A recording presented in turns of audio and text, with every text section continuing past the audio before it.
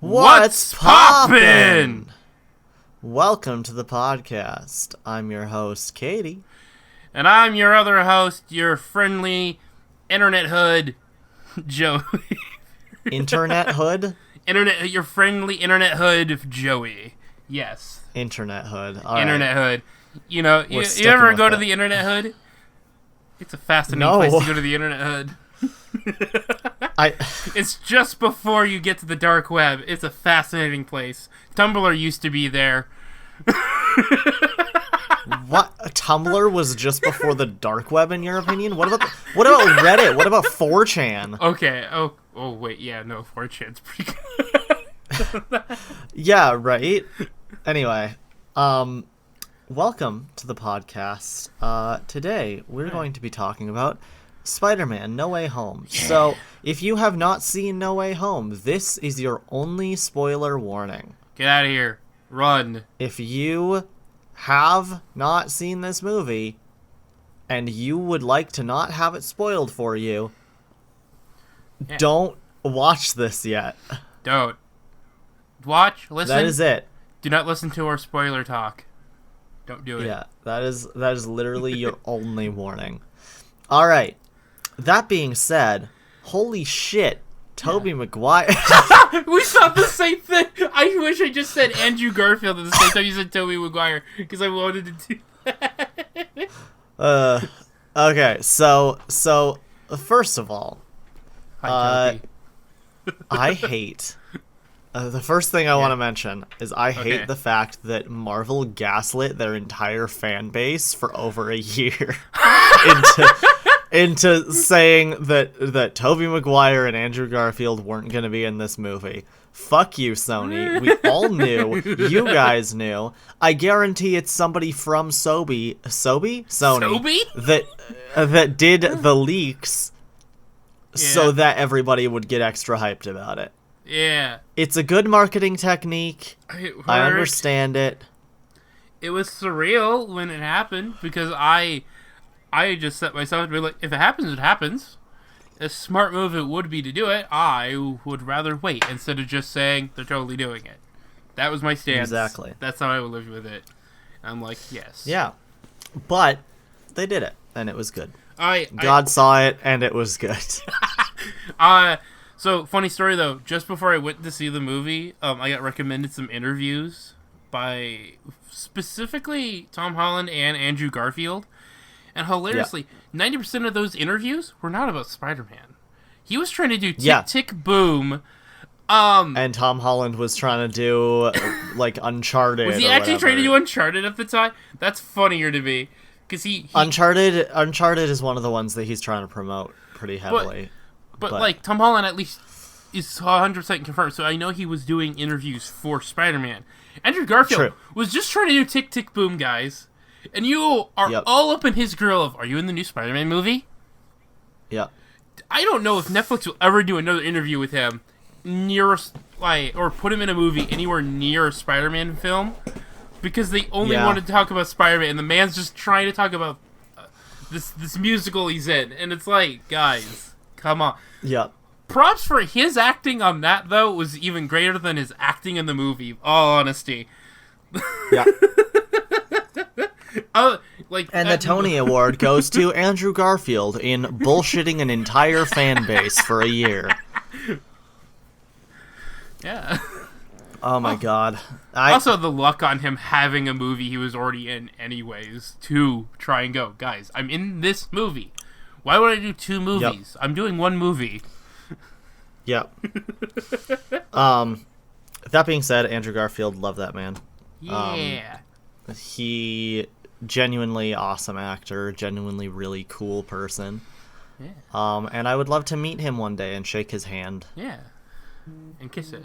Yeah. And also, give it a little smooch. Also, I know we were supposed to talk about the movie, but can we talk about how funny it is that 2 out of the 3 Spider-Men are technically British actors? Yeah. Like, it is kind of funny. But it works. And technically, out of the 2 of them, and also those same 2 are the ones who actually did more, from what I could tell, did more, like, New York accents. Yeah. I don't remember who did what. I think Tom did a Queens accent, and the other one did a Brooklyn accent. Don't quote me on that. Something I like don't that. remember. Well, They both did of their two Spider-Man different are ones. from Queens. Yeah, but they both did They're a both from variation. Queens, but... So, Yeah. and then there's Toby. Just I exist. I am American, so I'll just do my voice. And that checks out. No, okay, so let's get into it a little bit. Yeah. So the entire plot of No Way Home basically sums up to Peter, Strange. there we go, that's his name. Peter Parker, his identity is out to the world. Yeah. He and his friends want to get into a college, but essentially they are having a not hard time controversial. getting into college because everyone knows that Peter is Spider-Man, and the people that are against Spider-Man are very plentiful. Very plentiful. And so they see it as a danger to allow him or anyone in relation to him to be in their schools. And honestly, understandable. Yeah. Shitty, but understandable. They just want to have jobs. They just want to go about their lives. It's a constant thing in the Spider-Man, MCU. like, I'm a part-time superhero / menace to society. Can you just let me live my life, please? Yeah, it's a constant thing in the MCU that they make sure to point out that even though these are like world-renowned superheroes, they've saved the world multiple times, everyone knows their names, they are not rich, they are not celebrities, they are just hilariously people enough, trying to live their lives. especially if you look at the MCU, the only rich guy out of the entirety of the superhero Marvel canon that isn't technically just some dude on the street is Tony. Exactly. Give or take, most of them aren't rich. They might be military, they might be this, that, they have a day job or something. Then there's Tony. It's at most for Tony, being a superhero was a hobby. On top of actually running a business. Yeah, so, but for everybody else, like, yes, they have all this tech, yes, they have all this whatever, but the MCU makes a very, very big point to make sure that you know that they are just like normal fucking people. Yeah. Oh, they I just save the remembered. world. They save the world because it's the right thing to do. They don't make any profit off of that situation. I just remembered Ant-Man is also a funny one, because he's actually both. It's depending on which Ant-Man you follow. The one Ant-Man is a rich scientist. The other one is just a dude trying to, do stuff. Make his way in life. Yeah. So, also, I just want to mention, there's a few MCU movies that I still have not seen and that I will probably never see. Yeah. And those are Captain Marvel, Ant-Man and the Wasp, and the Eternals. And Black Widow, actually, now, as well. Yeah, I've only seen 2 of those.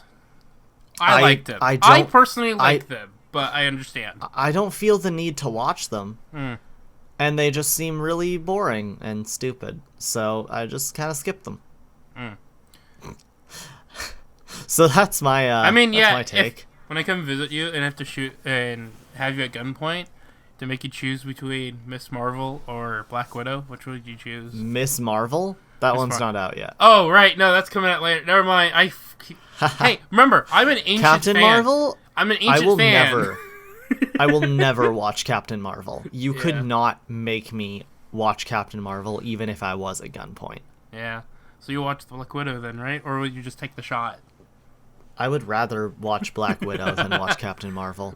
And again, the Writing it reason I would down? rather watch that, I do not like Brie Larson. Yeah. And I'm very adamant about that point, but you know what?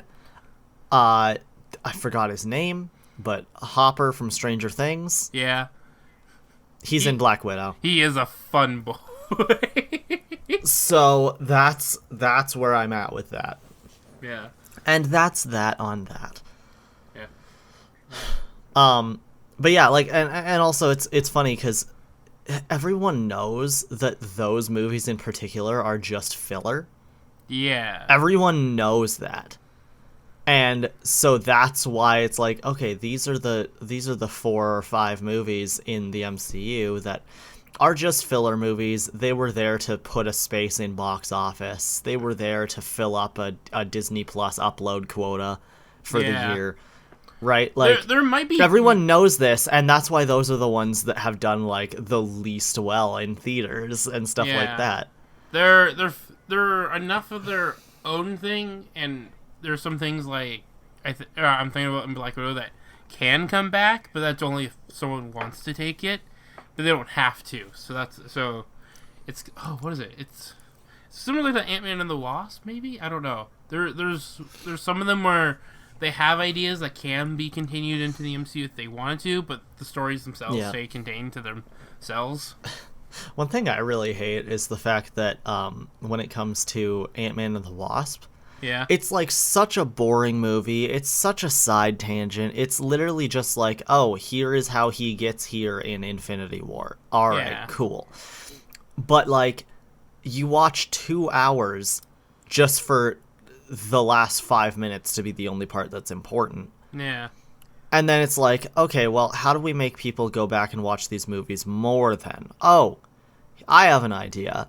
What if the only way that we make people go back and actually watch this movie is if we base 3 episodes of What If around the ending of this movie? Again, might I point out, it's only about the last 5 minutes. Wait, which episodes were that? Wait. Oh, right. The zombie one was based on that movie. Zombies was entirely based on Hank Pym fucking up. Yeah. There was, I can't remember, there was another one that was based around him also fucking up. So there's one that's not technically about the Ant-Man movies. Which it was but it was based around that one event though. Like it's the whole reason the episode of What If happened was because Pym fucked up at the end of Ant-Man and the Wasp. No.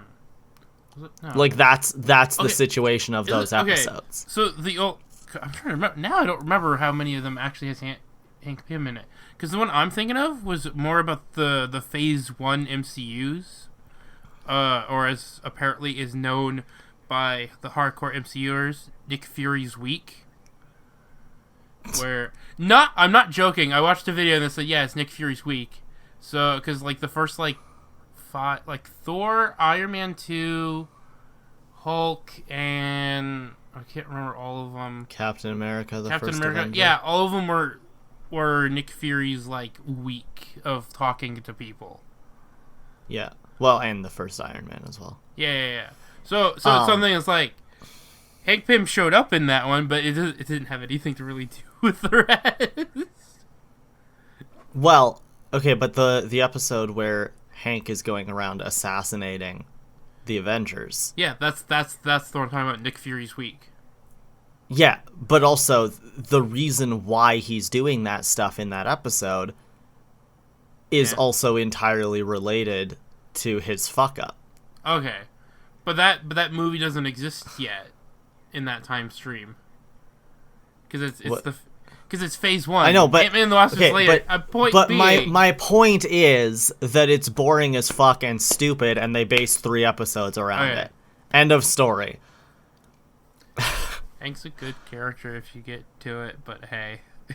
I really could not care less about him. The first Ant-Man was cool, and then the rest I'm just like, oh, what the fuck? I don't care about this. Captain Marvel is just Zack Snyder's Superman, but a woman. Yeah. People we can agree on that. Don't worry about it. But anyway, those are loud dogs. Yeah, okay. Give me 2 seconds and we're going to be back to Spider-Man. You sure about this? Doggo! Hey! I'm keeping this in because it's entertaining. Can I also just mention that, like, we're going off on a tangent about other Marvel movies right now, but this kind of, like, all relates back to my point, because I wanted to talk about how, like, all of these like extra things are done in a way that's like, now you have to like watch all these other things, right? Are you back yet? Yes. Some people are just moving things outside. So my point relating to these other movies, it's like the MCU makes it so like we have to watch all these other things in order to like fully get the picture here. But there's like a lot that you can skip. Yeah. Right? There's because there's those video movies. on that. Yeah, there's those movies or whatever. But then the MCU does something that entirely fucks with everything. Yeah. And that is making you have to watch things outside of the MCU now. Yeah. In order to understand what's going on. So now hear me out. Yeah. So they have like these like little off tangents that you don't have to watch. They have all the Disney Plus shows. Mm-hmm. They have all of the like side movies that don't matter. Mm-hmm. And then Sony comes in. And Sony's like, what if we made you guys have to watch 7 Spider-Man movies outside of the ones that are in the MCU? Just so that the 3rd Spider-Man movie in the MCU makes sense. So you have to watch Spider-Man 1 through 3, Amazing Spider-Man 1 and 2. That's 5 already. And then you have to watch Venom and Venom Let There Be Carnage. Yeah. That's 7 movies that it's making you watch just so you can understand one of them. And of course, most people are like nostalgic for those movies. They grew up on those movies. That's fine. But for the people that like are like just getting into this now, yeah. Oh my god, there's like nearly 40 movies, I think, that you have to watch. Yeah, I do. Not including the TV shows. Yeah. There's like nearly 40 movies that you have to watch in order to catch up on the MCU. Yeah. And don't even get me started on the fact that Disney now has control of those Netflix shows again. Yeah. So then you have all of these Disney Plus series, and then also Daredevil's back in the canon, which means that all of his Netflix series are canon now, again. Yeah. So now, and plus they're doing another season of Daredevil, which is going to be on Disney Plus. Yeah. So, like, you know, all this stuff. So, this is why I wanted to make that video before Spider-Man came out, which is now on the back burner for a hot minute, of, as a storyteller, you don't, or at least someone who wants to produce stories and things like that. Technically, every movie can be exempt in a story as long as whatever part of it needs to be mentioned. I gotta find it. So, like, I'll use both Spider-Man, Spider-Verse movie and No Way Home as an example. Yeah. A lot of it, they explain enough in both movies that you don't have to watch it. They tell you just enough on, like, because they even have, like, a whole scene about explaining how the characters die, or them figuring that whole out. Guess what? Now that's the part of the plot that is in those movies you would have already known, and if they just left that out and it's a plot point, it would be less. And like I said, like Spider-Verse, like they had to do like, well, here's this character. Technically, if they were just gonna do it for the fans, they didn't need to do the whole one last time joke the whole time. There's like, I think there's like 90 references in that whole movie that if you're in the fan base, you know it. But that doesn't mean that they wanted you to go find all of that before watching the movie. I don't think they wanted you to watch the Spider-Ham cartoon for you to understand. Well, yeah, but that's also not what I'm. That's not what I'm saying. Point is though, No Way Home does a similar thing where there's enough. They give you enough info from those that you don't have to. And like I said, the video I planned to do was to show. Look, there have been other stories that can start at point A, and then they made an Origins movie that led up to that. So, like, Ant-Man and the Wasp thing, you don't have to watch it. They explain enough of what's going on for you not to have to watch it if you find it a waste of time. But, for me, it's basically like when someone It's what everyone wanted Black Widow to be. Is they wanted more context about a certain scenario in Black Widow's history. They wanted that movie, not what we got. Yeah. They wanted more context to a scenario that hasn't actually been seen, kind of thing. If something's more vaguely alluded to, but only vaguely is involved in your plot, and of course people want to see it. Again, there's a reason some people get annoyed when they start making a bunch of movies where they start explaining things in a story, because some people kind of are curious how that was explained. The Star Wars prequels. Yeah, so some people are curious because we needed midichlorians. Like, some people wanted to see the Clone Wars. Guess what? We didn't get to see that until the TV show. But point being, if all that happened first, people would have been weird at how they needed all that to know. I mean, we got to see the Clone Wars 2 separate times in 2 separate TV shows, so... Yeah.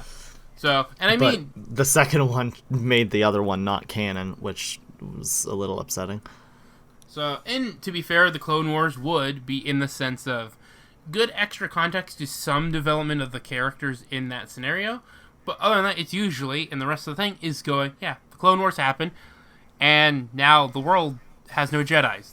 That's all you need to actually know the original trilogy.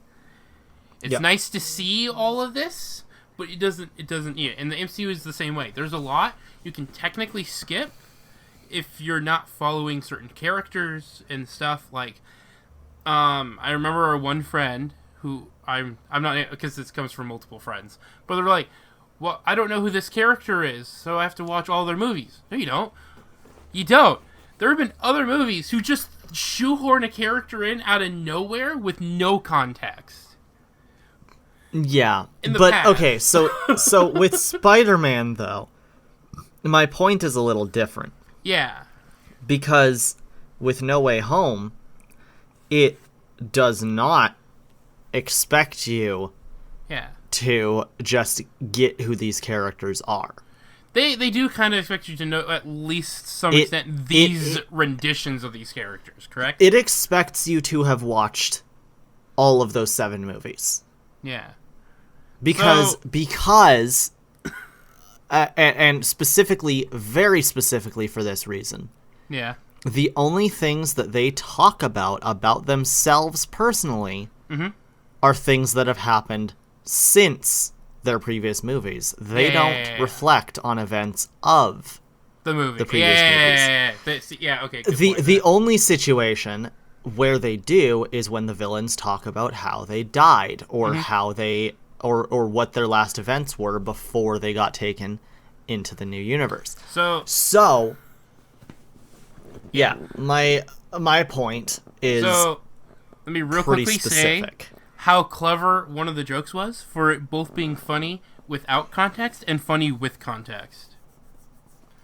Was it his back? No. Okay, that one too. But I didn't even catch that one because that seemed pretty funny on its own, and then I found out, and I'm like, okay, that's even funnier for me. But no, it's the scene where they're talking about curing everybody with all 3 Spider-Men. Yeah. Andrew Garfield Spider-Man goes, yeah, I've cured him before, and they both give him like this weird look. Yep. And when I watched it, I was like, okay, that's pretty funny. And then realized, wait, yeah, no, he did cure. What the fork? Wait. Yeah, no, he literally did. So it's Connor's funny. Never died. So yeah, so it was funny for both reasons, basically. It was funny whether you had the context of just them going, wait, you're the only one who's actually had a cure for one of these guys, and we didn't. And it was funny just because you're like, oh yeah, he did cure it. Yep. Yeah. Very interesting. Very interesting. But yeah, no. Like when it brings up like events of the previous movies, it brings up things that happened after those events. Yeah. And stuff like that. Just like, oh well, Peter, what happened with you and MJ? Well, it's complicated, but we made it work. Yeah. It's like, okay, that's a reference and also a continuation. Yeah. It's like, okay, they are much older now, but they are still together. They're still working it out. Yeah. Right? So that's a much different situation from like oh, well, I had an MJ in my world where, and then he explains the story of how he fought for her love, Yeah. right? Because that would have made it so that, okay, now we don't have to watch those movies. Again, so they have the great opportunity of basically having to be able to explain just enough for you to get it, but they don't have to explain too much, because you'll know, kind of thing. Yeah. I don't know. I like storytelling. And especially with, like, Willem Dafoe's character. Yeah. They specifically do not explain certain things about it that were vital to the previous movies. They don't explain that stuff. Yeah. And that's fine, because it's just a continuation of the character, right? Yeah. But that being said, they do expect you to have watched those previous movies. They set What? up... I'm recording. What? Why do you need to tell me you're taking a bath?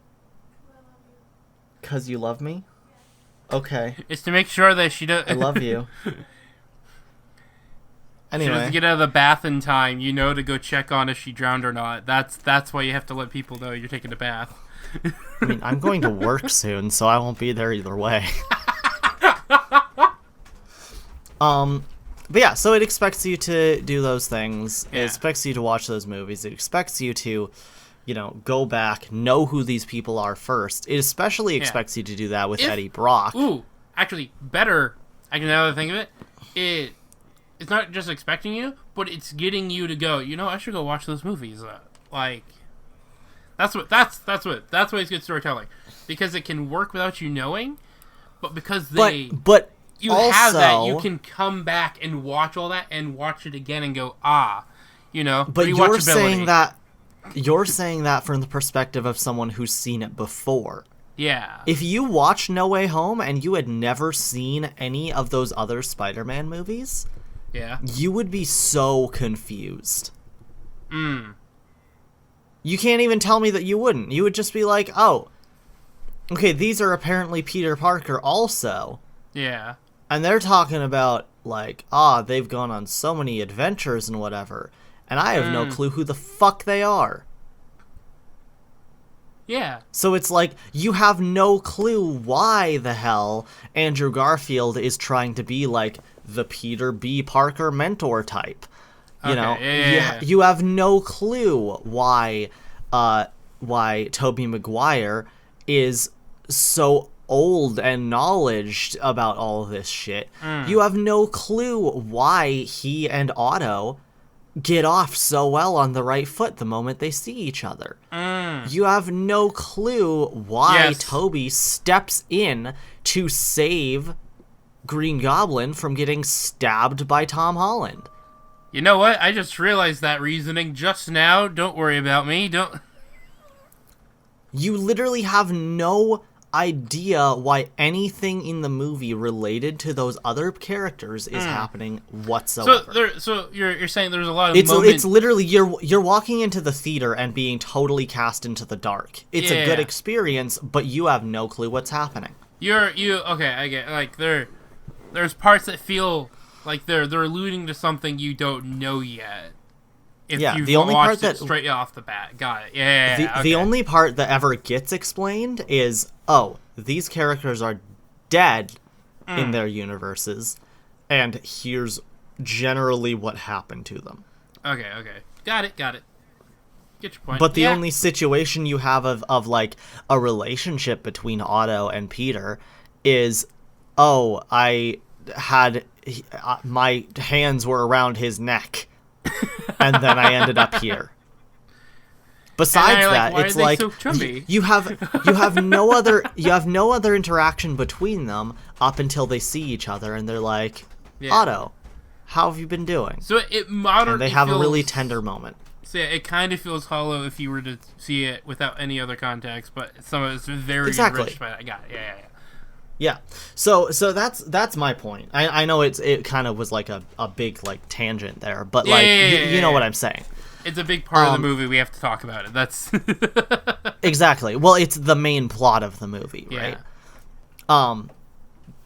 So So, that being said, okay, they get back together. It's really cool.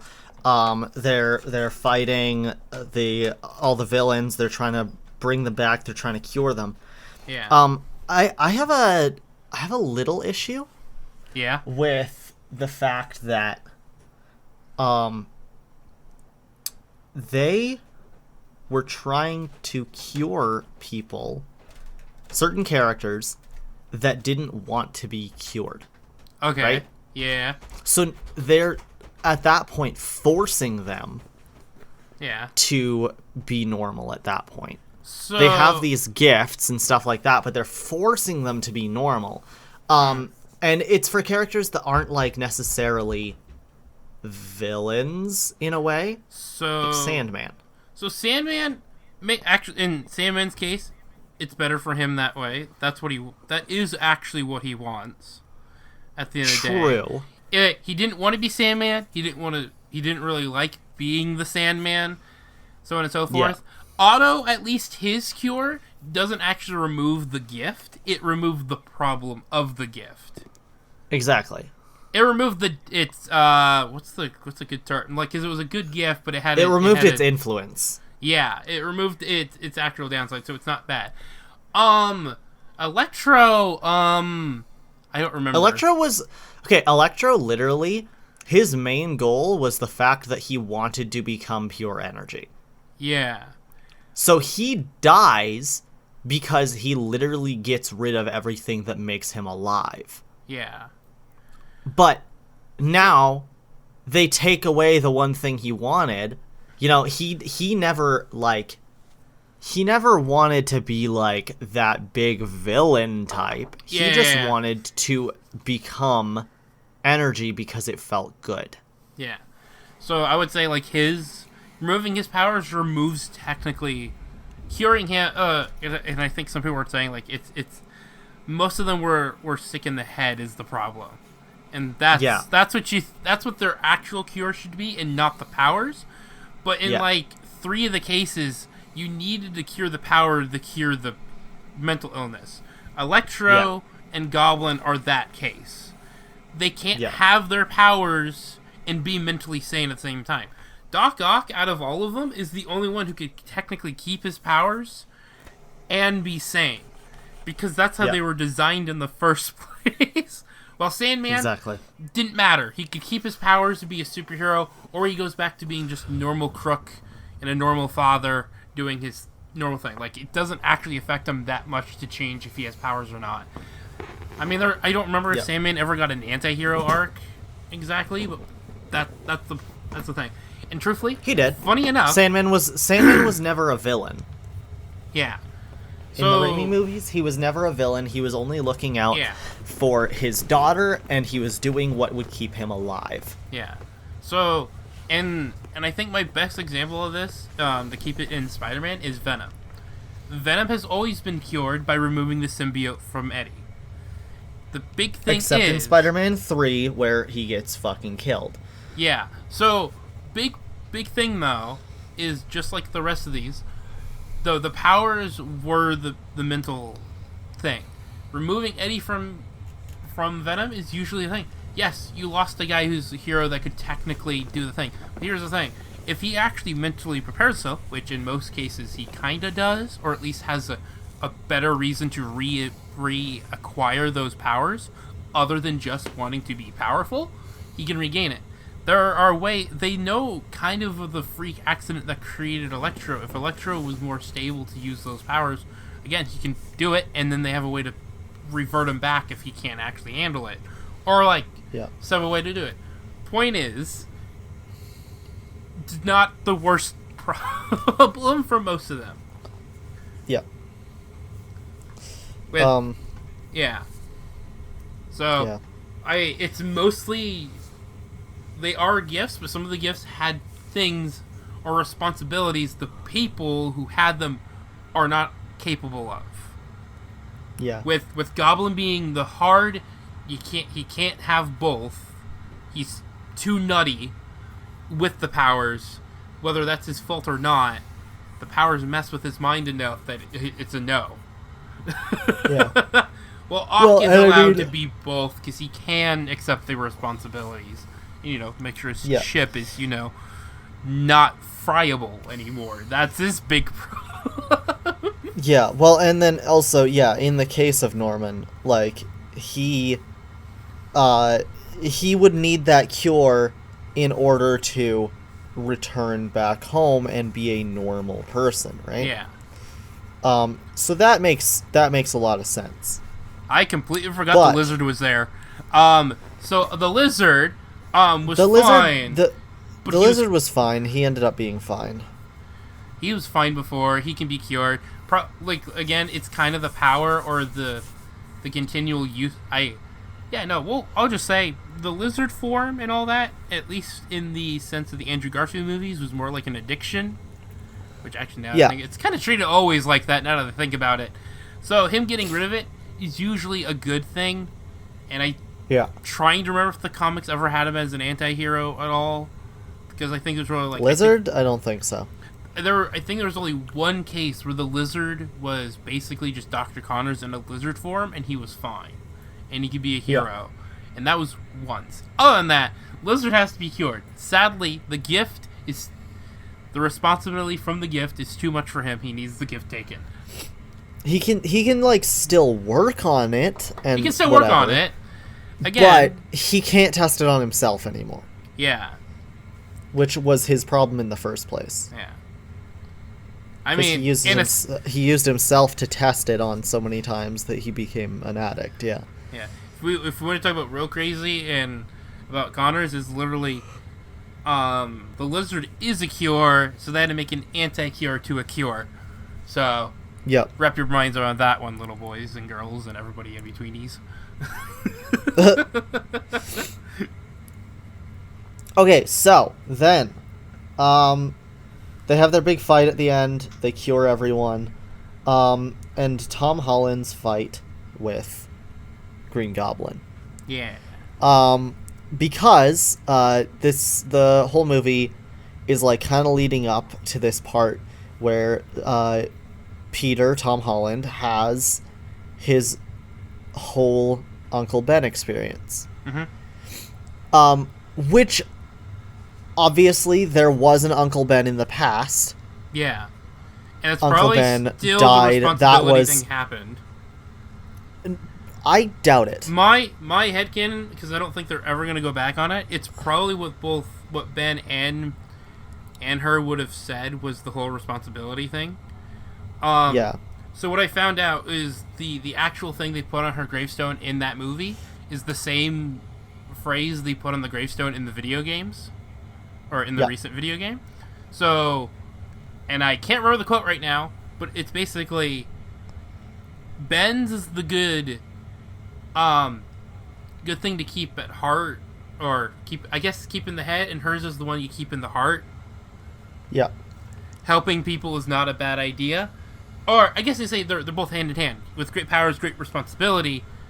Helping those is better than not helping at all. I'm paraphrasing her thing, but that's what she says.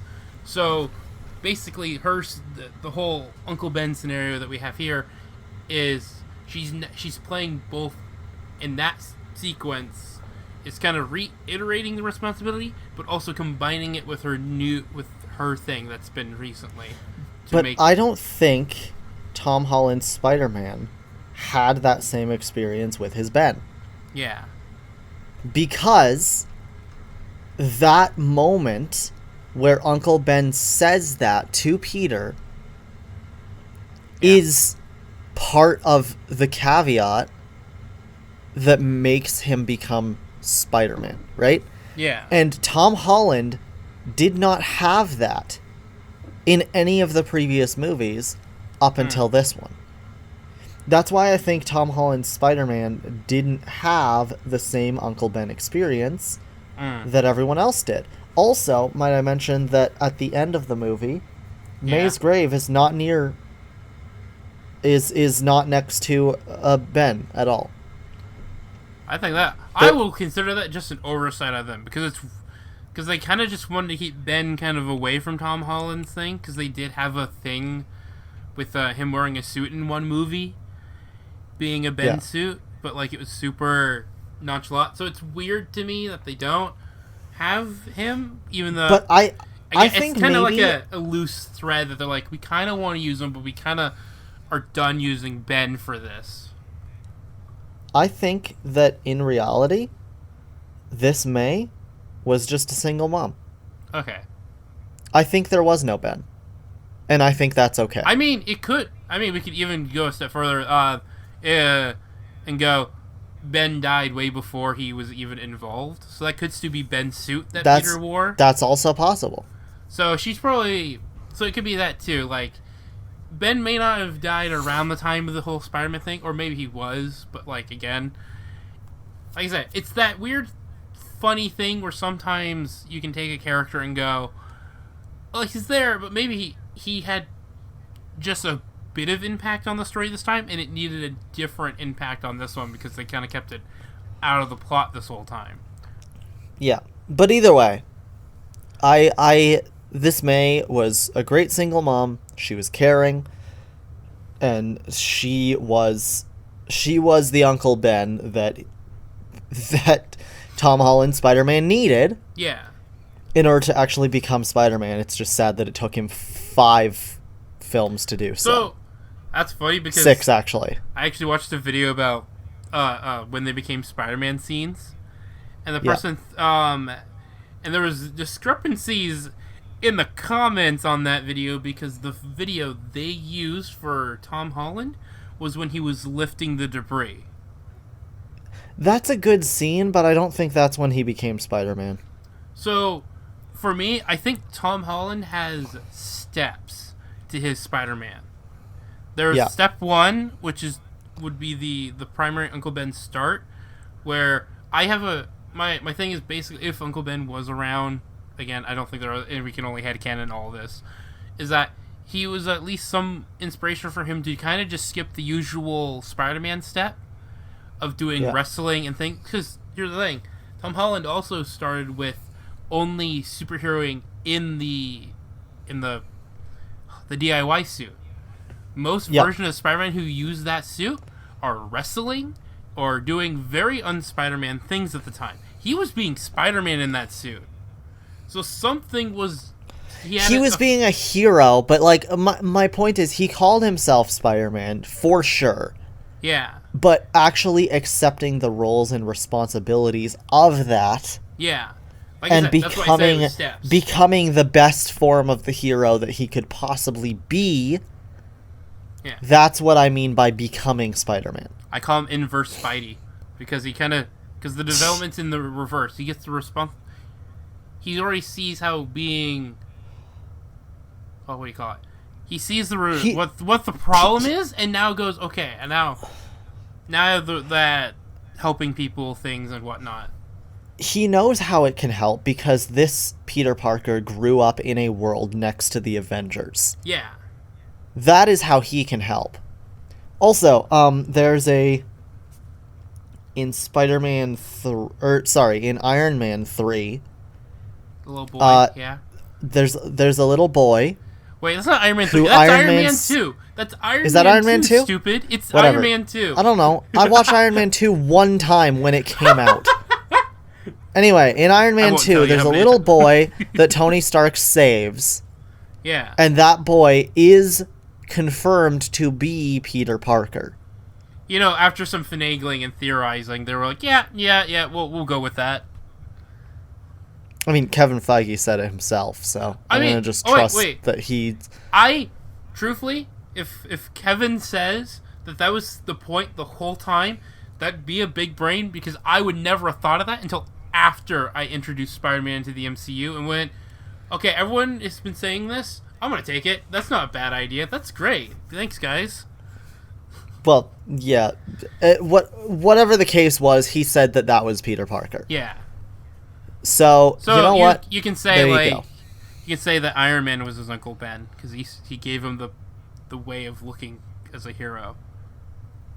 I mean, I will never say that Tony Stark is similar to Uncle Ben. Because that's just blasphemy. my point but being, I understand what you're saying. He sets the Uncle Ben, because I don't think any versions of Uncle Ben actually have him showing being a hero in the, like, following through with his exact words he said. I think the Andrew Garfield one did, because he saw the guy with the gun and the stuff and tried taking him out, kind of thing. Yeah. So, point is, most cases, you don't see Uncle Ben actually doing great power, great responsibility himself. He probably did. Well, that's because he's just an old man. So, makes sense. He's an old man trying to live his fucking life. What do you expect from him? So, you bring in... His great power, his great responsibility is the fact that he's a father to a child that lost his parents. So, you look at MCU Tony Stark, right? He is the embodiment of great power, great responsibility. That's a lie. Okay, he has discrepancies, but listen... When he knows what he's doing is wrong, but then he still keeps building shit that's bad for the world. So, but like if you... Oh, darn, I should really stop making all these weapons that'll be used in wrong ways by criminal organizations. You know, what if I loaded up a satellite with drones? Okay, I get that. Yes, he makes... Okay, you can say that for Spider-Man. Spider-Man's actually done a couple things similar to that. Point being... You look at most of his primary journey, though, and it is. He saw that the power of his weapons were killing people he didn't want to be killed, so he took responsibility to change that up. I agree. He took the power of his mind to build a suit to take responsibility. He didn't do it properly, though, because Again. that he still kept having things built that were being taken advantage of. Can I just mention, can I just continue to mention that the problem that every villain uses in every MCU movie is Stark tech? Yeah. I mean, some of that's stolen tech in some cases, isn't it? Okay, stolen tech nonetheless. It is still Stark tech. He is still building shit. He still decided to launch a satellite that was full of killer drones. I mean, yeah. He built a satellite with the Hulkbuster in it, too, but, you know. Again, that was after the fact. That was after he had his great responsibility moment. Yeah.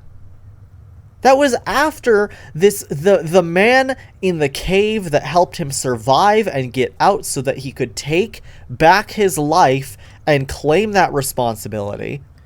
Yeah. Died so that he could do so. That man in the cave, that was Tony Stark's Uncle Ben moment. Yeah. And Tony still keeps fucking it up. Okay. He's dead now, but... Okay, point being... My system still works here. Like, it's because because Peter wouldn't know all that. He saw a dude save his life in an Iron Man suit that's the rich Tony Stark. That's all he knows. That's what he's going off. That's his idolized hero, and that's the whole great power responsibility. There you go. Again and done. Never doing it again, because people are... He ends up being very close to Tony, though. Like, yeah. Again, he knows more about Tony than he lets on. But again, my whole spiel here is more about why he was Spider-Man when Tony came to him. Like I said, he has stages of moments of where he, I guess you can call it, he gets each movie kind of gives him a jigsaw piece of the full Spider-Man. And we had that one missing hole, which was him actually fully embracing the Spider-Man trait of responsibility and protecting people in the most selfless reason. And that did not happen until the movie we're trying to talk about. He got the final piece in there, and now he's able to truly be Spider-Man. He just got his jigsaw pieces in the wrong order. That's all I'm saying. That's all I'm saying. No, I understand what you're saying. But Tony Stark is not his Uncle Ben. My point still stands. I will stand strong with that point because that's bullshit. He's close enough for the start, but he's not. Happy Hogan was more of an Uncle Ben to him. Okay, if you split up Uncle Ben into two parts, okay, the idolized hero and the actual guy who died. Iron Man's the one half, Aunt May was the other half. There you go. complete. No, they're not halves. Aunt May was 90%. Tony Stark was 10. Okay, fair enough. I'll accept that. Okay. By Anyway. golly, I'm kind of happy Sam's not here. This might have gotten worse. This would be a yelling match between you and him. How dare you? Yeah. So, okay. Then. So, wait, hold on. I gotta say a quick note. Since we mentioned our boy Sam, when Aunt May died in that movie, I had this, like, moment of, like, okay, I gotta keep my mouth shut, because the last thing I need is Sam saying, how could you spoil Aunt May's death for me twice?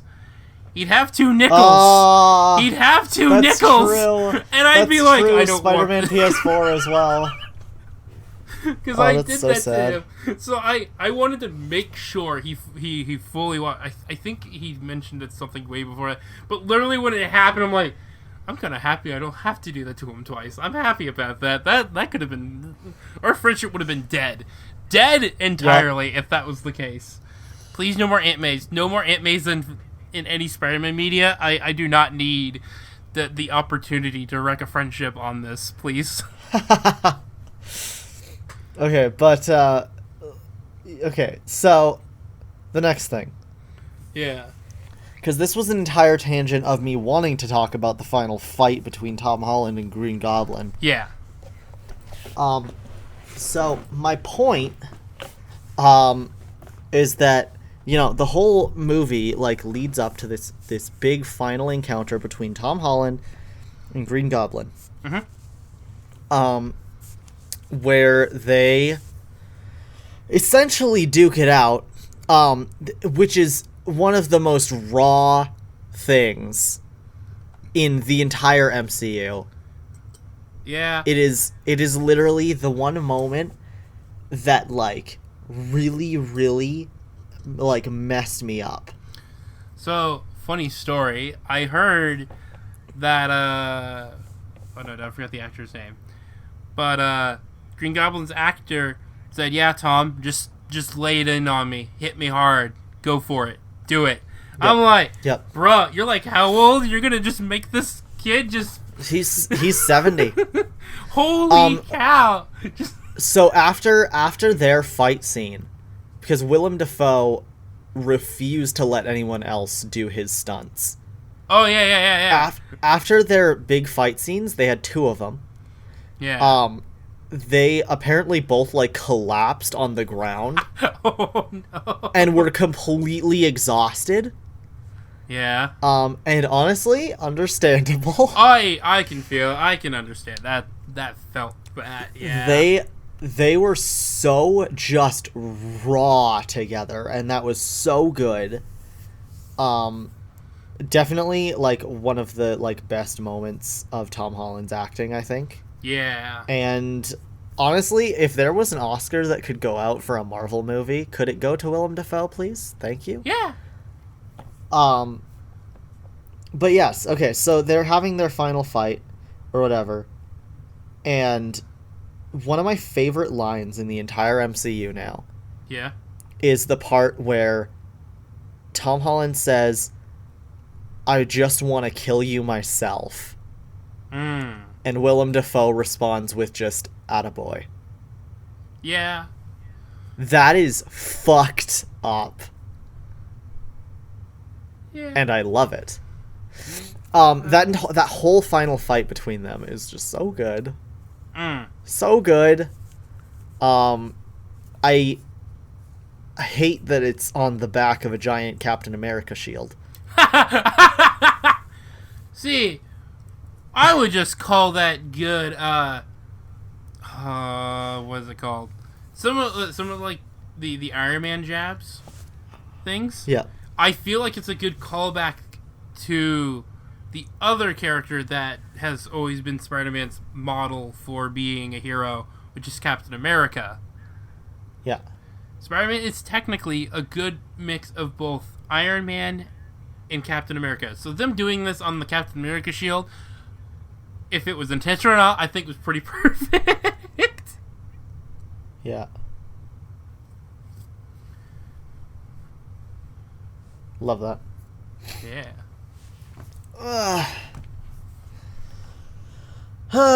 Yeah. What a movie, Yeah. though. Yeah. So good.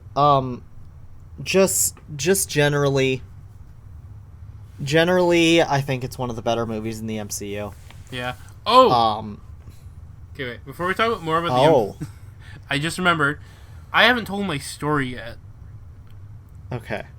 I have a story of how hard it was to get to this movie for me. Alright.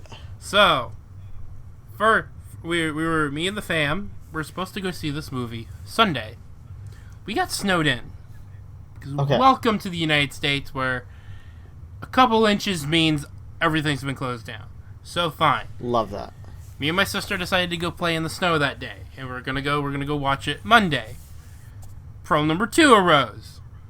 Apparently, I did not get in the shower quick enough after having fun in the cold snow. I got moderately sick. Oh. So I was basically out for the rest of that day and hoped that it would clear up, because like it was kind of like the thing, like I took the shower and now I'm trying to go to bed. I feel very sick. Like please sleep it off. I only 90% slept it off. I was still sick the next day. Oh, boy. Not like too sick to not be running out, but I should not have. One, should not stay out in the cold, and 2, I was masked up for basically the entire time we were out. Okay? Second, we had to stop by one of the stores to pick up some things and say hi to the grandparents and things like that, and then we're out to the movie. And my dad was trying to fix a backlight, our headlight in the back of our truck. So he had me start the truck to look at things. This truck can be started with the switch, but then cannot be like, you can't hit the brake or hit the gas or it'll just turn itself off. You have to have the key in to do that. So the whole thing, when I did that, locked the doors. Okay? Oh. And he's like, okay, here's the key. Stick it in there. Turn it back on. Hit the brake so we can see that the lights are working. Great. Fantastic. Get out. Close the door behind me. Now, if you're listening closely to this story, you might have realized about a couple problems with this scenario. 1, the keys are still in the truck. 2, that truck is locked. 3, I'm probably going to not have a family anymore. So it turns out, we're locked out of the truck, and no one in the family has spare keys. Oh my god. Because problem number 2, my mother is supposed to have her own set of keys, or like of the little clicker thing on her as well. Okay, now most of us now have these now. Only 2 of us kind of had it at the time, and there's supposedly supposed to be one at home. But basically, guess who didn't have her purse on her? Where those keys were? Your mom. Yeah, they were in the truck. So. Oh my god. So the spare keys were also locked in the truck. So now we're just in the cold. I'm moderately sick. My father is not as happy because we're both excited to see Spider-Man, which now looks like we're not going to be going to. Okay? So now we're trying to talk to AAA and some other things. It was just, oh no. I was getting stressed because the truck is running still, by the way. So we're losing money. We're bleeding money as we're trying to get these people to get some way to open up our vehicle. So love that. We finally are like, okay, we talk. Someone at least is coming, but they're not going to come soon enough that the movies, all the showings for Spider-Man were going to be over. So we had a secondary plan of, because my sister and some of them went in the secondary truck to see if there was keys at home. Yeah. And basically the plan was, if they came back, because I ended up, it's a little too far into the future, but I ended up paying for all the tickets, so that way, like, when they got back, we could at least still go see the movie. But just before I ended up doing that, I had that moment of getting kicked when you've already been, straight through the floor. My glasses fell off my face and landed on the concrete floor of the store, and I'm wearing them right now with my lens my one lens is right next to my mic right now, and I just have the opening, and it's just, and and I've been living with those for like a whole arse month now. I haven't fixed them. I'm supposed to get new ones in general. Yeah. So then, yeah. Down. I feel really bad. I am sad. I'm not going to see a movie I've been waiting like a very long time to see. So on and so forth. We're just all sad all around. Then, after me and my father, like, we paid for the tickets, and now we're just waiting for people to come back to see if we can make it. Lo and behold, by the way, like I said, 8 o'clock, give or take. We are still not that far near 8 o'clock for the tow truck guy to show up. So when we came out of the store and saw there was a dwarven man, in the sense of big guy with the whole dreadlocks, beard, and hair standing there. Not actually dwarf. Dwarf means short. I mean fantasy dwarf in the sense of just thick guy, beard, like, I don't know, like when you look at that dwarven band, that kind of thing. That's when I saw, I was like, it's Gimli. Gimli and his tow truck have shown up to save us. But there was two things. One, we're like, they're not supposed to get here at 8. Who is this guy? So, turn out, after all the chaos, his boss ended up sending him out. And he was like, so we were like, okay, we're going to pay him 50, 40 for the prime, what was it? I think it was like 20 for things, 20 for a beer, and then he pocketed 10, I think, or something like that. Yeah. And so it was like, okay, cool. And I was just in awe watching this man open up our truck. Because he stuck like this pump thing into the door and puffed the door open, and then took his basically the hanger tool to reach in to hit the unlock button of the vehicle and open it. And I'm like, yo, suddenly I just wanted to be a tow truck man for like a hot minute there. I had like a new passion of a new job. I was totally going to be like, yeah, I'm down for that. So, in short, that was done. We were free. The truck was finally turned off.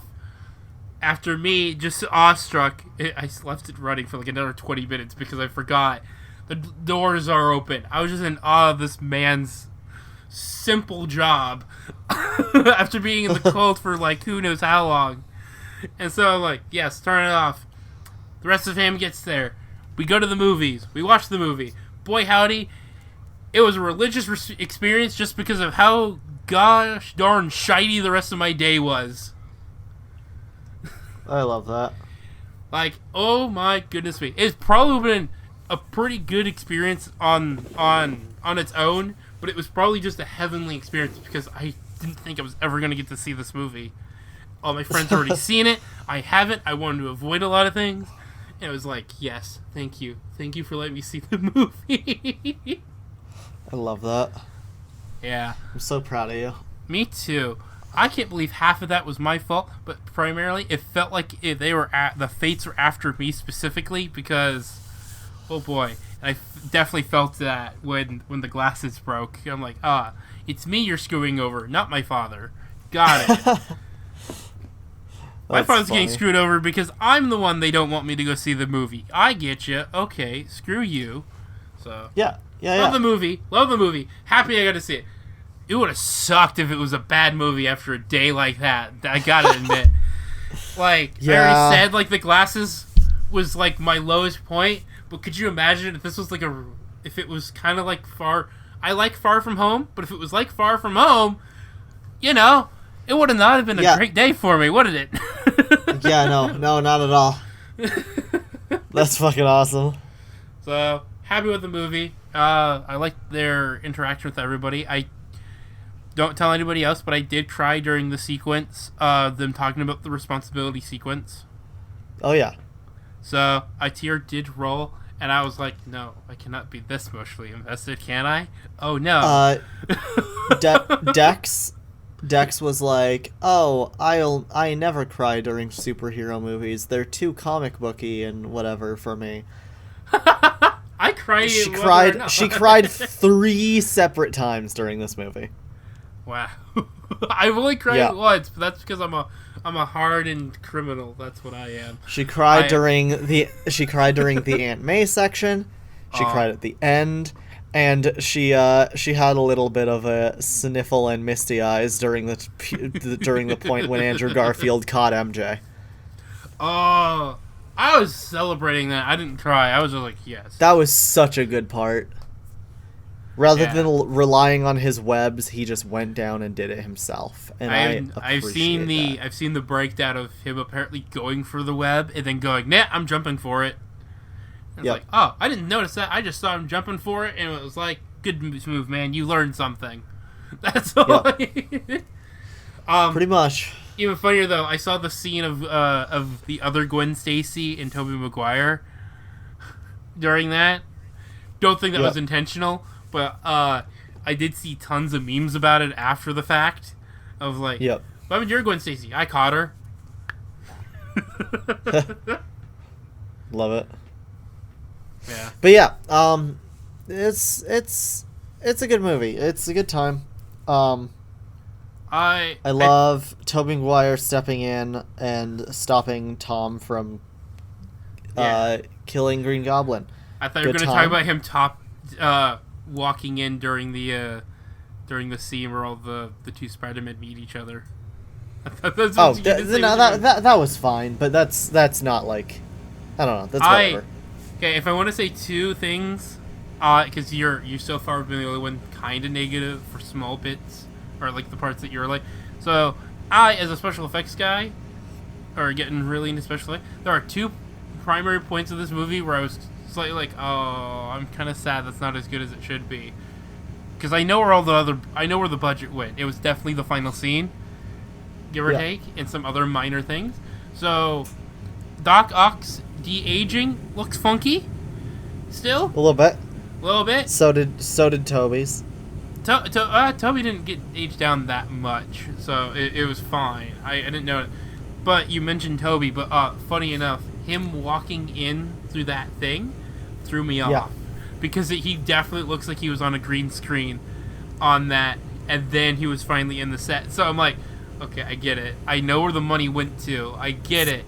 But it kind of just threw me through a loop for a hot second, because Andrew Garfield's walk into the room scene was fine. Was very smooth.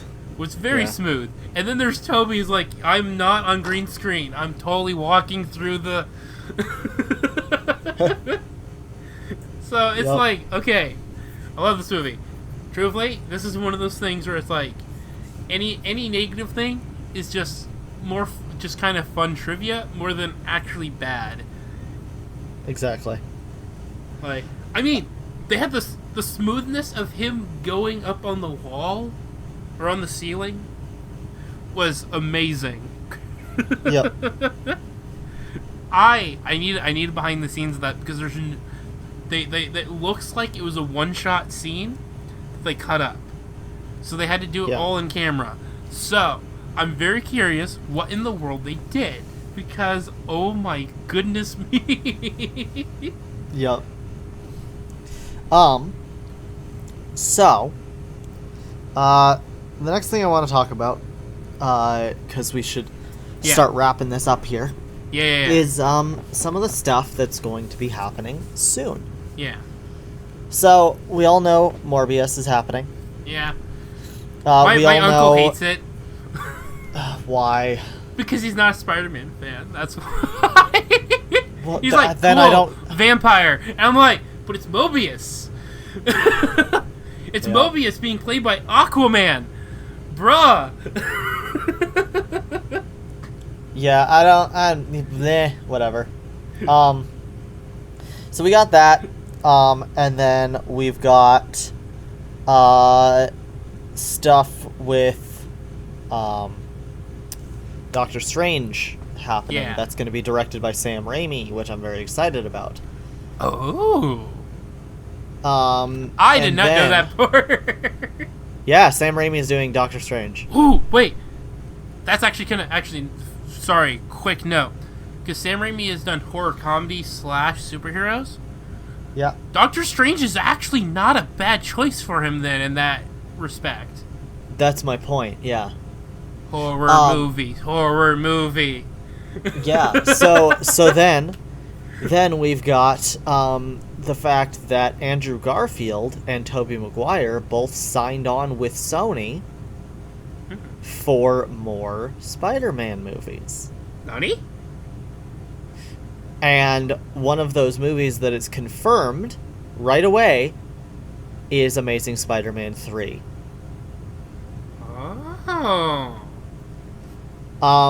And I don't know if you want like a breakdown of like the kind of plot that we're going to be looking at for the next few Spider-Man movies. I like being surprised, so... You like being surprised? Yeah. Okay, well, I just want to allude to the fact that in No Way Home, Andrew Garfield very specifically mentions that after Gwen's death, and in the events after Amazing Spider-Man 2, he went to a very dark place. We're getting the darkness arc. And became very resentful.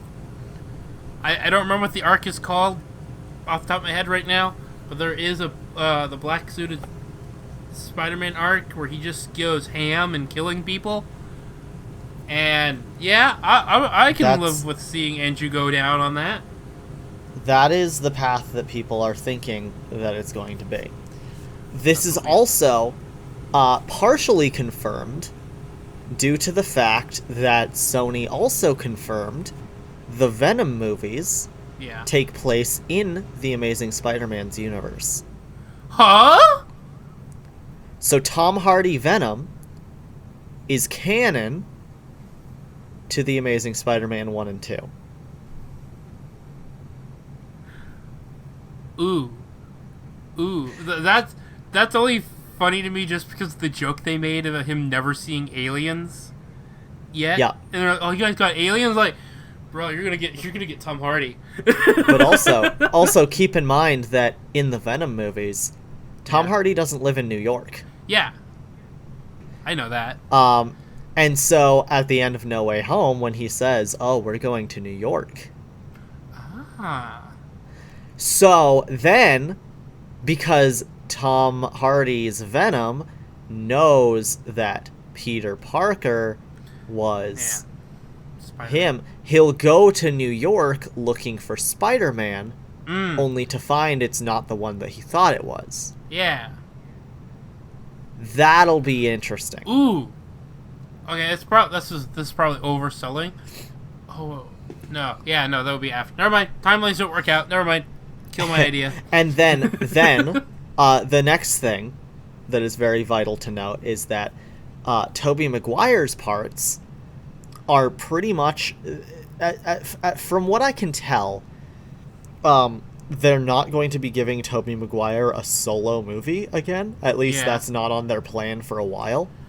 So before you say it, my thought of doing Tobey Maguire now would probably be doing Ultimate Spider-Man stuff then, which would mean Miles Morales. Maybe. So what did they say?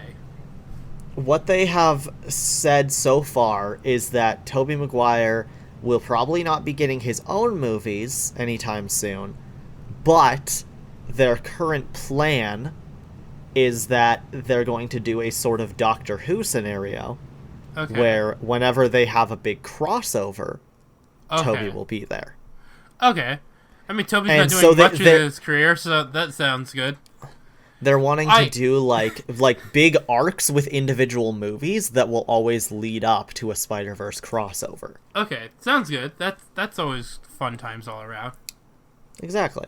Especially when Sony, so far, has not messed up a Spider-Verse movie yet. Yep. No Way Home has been fine. Spider-Verse has been fine. I hear Spider-Verse 2 is looking pretty good, so... Oh, yeah. Sony, whatever you do, don't break it, please. Also, I said something about Tobey, and I meant that in sincerity, by the way. Now, here's what I'm thinking. Because they have said that Across the Spider-Verse, which is the new Spider-Verse movie, is going to be in a different style for every universe that Miles finds himself in. Right? What I'm thinking... Oh, that's going to be so hard for me not to look at footage from and not want to be spoiled by it. Because I am down for that. That's the stuff I love in some multiverse stories. It's just going ham on multi-style. You know what would be really cool? Going to the Sam Raimi universe, yeah. Uh-huh. What if there's a section of the movie that's live action? Because there's parts of the movie that are 3D in the style of the first Spider-Verse, and then you have that cool new style from the trailer with the 2099, and that's a whole cool art style. What if they did an art style very similar to Ultimate Spider-Man? What if they did an art style similar to Spectacular Spider-Man, which Spectacular Spider-Man was confirmed to be represented in the movie? Yeah! What if they had a live action segment that was just completely overrun in orange lighting and skyscrapers, a la Sam Raimi? Yeah. You know? Wait, is that how it looks? That's what not if how I remember it. all the posters? All the bright orange fucking posters? Okay, the bright orange posters, I get what you mean. I don't remember the movies being that orange, though. But I get what you mean. But okay. Yeah. Looking at them right now. I could see it. Honestly, I could see it. And then what if that, like, he ends up, like, you know, being trained or whatever, or like what if he finds himself in, you know, Tom Holland's universe for a little bit or whatever, or something like that. My favorite confirm is that a couple of the Japanese versions of Spider-Man are showing up, and I'm pretty excited on that one. Yeah, weren't they gonna do like a The Harbinger of Hell is coming, boys? But anyway, I would love if they did like a little crossover with the musical. just like for some reason he's like walking around this universe or whatever. He runs into Spider-Man and they are having like a conversation, and then Spider-Man breaks out into song. See, and it's just like, what the fuck is happening? See what would be funny about that? But then they would have Arachne, and they would have that would be so good. So, I know this isn't Spider-Man, but I was watching the Avengers musical done by the same guy who did Hamilton. Yeah. And I'm like, the whole time I watched that sequence, I'm like, you know what? It would be funny. Because that's like, I'm curious, that Spider-Man one is canon to this universe. You mentioning that, I'm like, it would be funny to see like a redux of that Spider-Man musical done by him instead. But by Lin-Manuel Miranda? Yeah. That'd be funny. Do you think he'll do great things with that? I mean, the soundtrack... what would be funny is if they did it, but then it was the Imagine Dragons songs that were written for the musical. Like Radioactive. Yeah. Ooh. Wait. Spider-Man breaks out into song and starts singing an Imagine Dragons song. That'd be funny. See, actually, and you can go extra meta on that one. Have Andrew Garfield voice the Spider-Man in that, singing, and then he can sing because he's in a musical. He's recently done a musical, so it's literally you could just layer this in such a way. Yep, I of love just that. Super meta reference. Anyway, want to see it? Hope it does that. Probably won't, but hey, that'd be very funny. Anyway, so yeah, that's that. Oh my god, what if they represented like Marvel Zombies Spider-Man in there? Anyway, okay, so that is that on that. See, you say that, but you'll probably be disappointed because they'll probably use the what if version of that Spider-Man. Please don't. Possibly. No, they have confirmed they're doing a full series based on the Marvel Zombies comic books. Okay. Yeah, because the people were so upset with the What If Zombies episode during the last like reveal of a bunch of like new Disney Plus content and stuff like that, the D23 event or whatever. Disney was like, "Hey, by the way, this isn't all we're doing with Marvel Zombies." I mean, and then they showed off the new logo. It says Marvel Studios, Marvel Zombies. Alright. Hope you guys enjoy and it's it. a thing. I probably won't it's watch actually happening. I hope like fuck that it is R-rated, but I know it won't be. it's either going to be R-rated or PG-13, which, depending on what you do, as long as it's not G, you're fine. That's all I can say. God. They couldn't... I don't think they could properly represent those comics with a PG-13 rating. I'm sorry. I mean, I guess it's mostly gruesome, and you can't... and so it's a complete gore fest. Yeah. Like, that's the point of it, is the fact that it's gory and horrifying. Yeah. So, I'll keep my mouth shut on that one, just because it's not the comic I'm into anyways. And... it probably was okay. If I've noticed some really, we can make a whole podcast on R-rated superhero movies and what people do and don't do when they make it R. But like, it's probably the one material I could say, as someone not a part of it, probably would be slightly shafted for not being R-rated. But in PG-13, at least they'll be able to work on the actual good storytelling of it. But you just won't be seeing as many zombies eating each people. So it's kind of that weird part, because I like the stories I've seen from zombies. I like. It's just too gory for me to read. So it's fair. If it's PG-13, I will most likely watch it, because then I have less squeamish things to watch, and then be slightly depressed by everyone dying. Again, that's why I'm okay with the what ifs thing, because it hit my spot of what I watch zombie stuff for. It's not everybody's, and I understand that the hardcore fans of the original zombie stuff, I get it. It's a baby version. Got it. It's something I like, you don't like, got that. Well, no, it's you guys the problem is that it's nothing like Marvel Zombies. They were like, what if zombies? And everybody was like, oh, they're going to do an episode based on Marvel Zombies. We'll enter that, like, alternate universe. No, that was not Marvel Zombies whatsoever. That was the MCU double tap with a generic zombie apocalypse. I saw someone just call it Zombieland, but with MCU characters. The only good part of that was literally, like, Zombie Scarlet Witch. Yeah. Which was fucking cool. I mean, I like the head, but that's besides the point. But anyway, I digress. I get it. In summary, No Way Home is good. Yeah. We like it. It has a couple flaws, but so does every movie. Yeah. And I think the movie would have been a lot better if COVID restrictions were easier, but that was kind of the only really big downfall of the movie. John Watts did a great job. Yeah, wasn't most of these people not actually all in the same room or something because of that? The only people that couldn't be on set were Sandman and Lizard, which is why they were CG the entire movie up until the end, where they reused footage from the previous movies. Oh, now that's fascinating, because the whole time I was watching that, I was so weirded out on why he was Sam the whole time. And, that makes a lot of sense. It explains a lot, right? I also just chalked it up to exactly the same reason they changed Electro. Different universe, different rules on how the powers are allowed to work in that universe. Yeah. Which is why... No, the actors weren't able to be there on set, but they were able to rent out an audio studio. Okay, so... So that's what they just voice acted their characters, and everything else was CG. Alright, so good thing, at least it worked out for the characters that it would be the less jarring for, at least, right?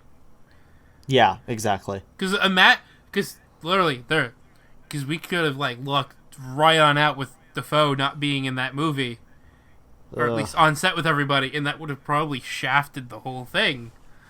At least it was side characters that were still good, but also had powers in a way that you didn't really need the actor to be on set for it. It would be good, but you can live without them. So exactly. Anyway, and that's that. So I'm excited for what Sony's going to do next. I can't wait for all the way home. They've been proving for a while now that they actually know what the fuck they're doing with Spider-Man again. Yeah. Which it took them a while to get there, but I'm glad they're there. So in closing, who's ready for All the Way Home? Ha! Spider-Man All the Way Home! They are not going to call it that. It has to be called All the Way Home. It has to be. We got Homecoming, No Way Home, or Far From Home, No Way Home. All the Way Home is where we are going. And then after that, No Place Like Home. No Place Like Home. Can we just make a video of just making sequel names? We're gonna hit at least one of them. That will happen, right? Spider-Man, Home Alone. I think I watched a parody about that. That's just the universe with Kevin becoming Spider-Man. Anyway, thank you everybody for watching. If you enjoyed this episode of the podcast, be sure to subscribe. And if you have any questions or would like to suggest topics for future episodes, be sure to @CyberSoupENT on Twitter and give us a follow over there. And yeah, if you want to know whenever new podcast episodes are uploaded, ring the bell on this channel. We have all these podcast episodes on their own channel now, so yeah, that is good. And sometimes Joey won't be the guest, which is completely fine. Don't you mean host? Like, yeah, I'm not even a guest host, whatever. That's like saying whatever. Because you'll be replaced. Okay, I'm always the host. I'm always the host. You said, but technically, you're the guest. Okay, wait, hold on. You said in the Discord chat that you can be replaced too. You cannot. We're both guests, if anything. You can't do this. I mean, or alternatively, we are all hosts. We are all hosts. Join all the hosts. We are all guests. So we are all next hosts.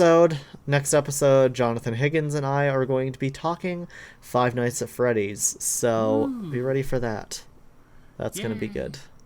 I get a day off then. Cool. You get like the next 4 weeks off.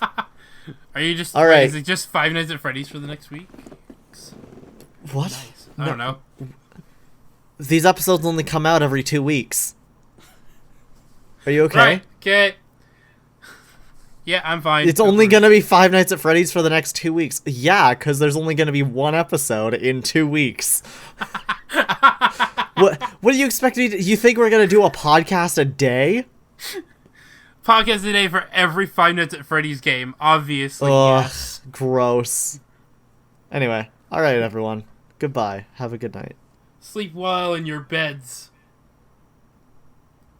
Or on the floor, if you're like that. Wherever you're sleeping listening to this. We're in the house. Oh god. Goodbye.